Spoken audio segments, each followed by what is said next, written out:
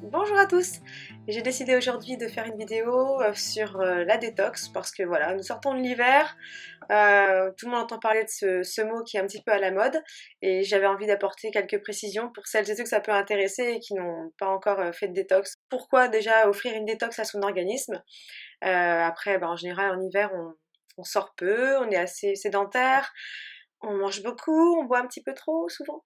Voilà, donc 3 mois d'accumulation de toxines, on sollicite énormément notre organisme. Donc là, c'est le moment avec le printemps de chouchouter notre foie, de favoriser une bonne circulation du sang qui aide à éliminer les toxines. Voilà, donc là, je voulais entrer dans le vif du sujet, comment chouchouter notre foie. Le foie, déjà, c'est l'organe central de notre organisme.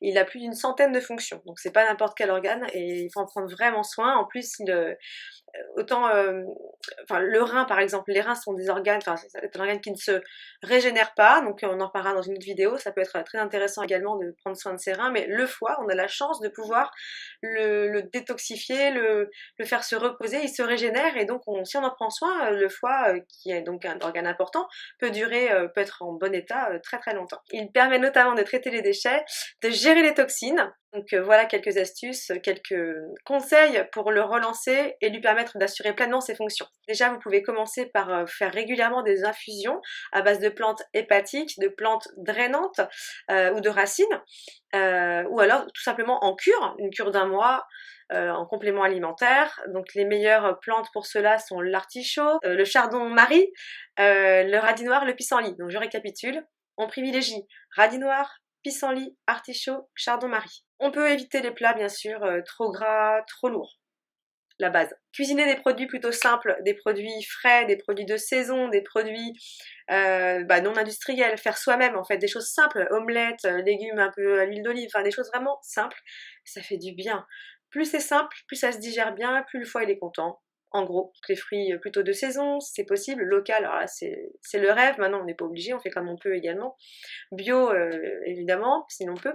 Après il y a aussi une liste de produits, on peut se l'imprimer, on peut se la mettre en tête. Il y a 10 aliments qui sont vraiment très efficaces pour une bonne détox du foie.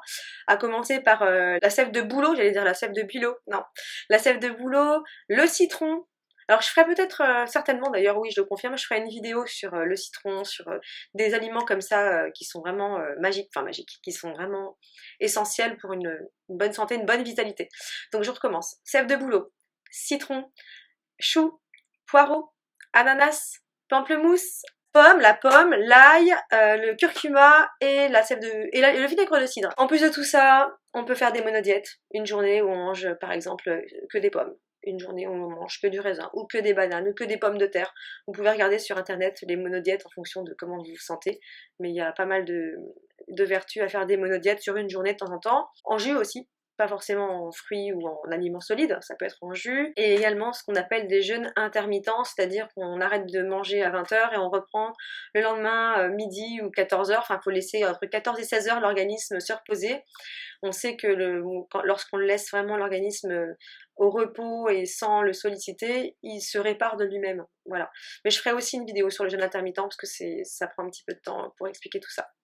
Si cette vidéo vous a plu, n'hésitez pas à la partager. Donc voilà, je vous souhaite une très bonne journée et à bientôt j'espère. Ciao!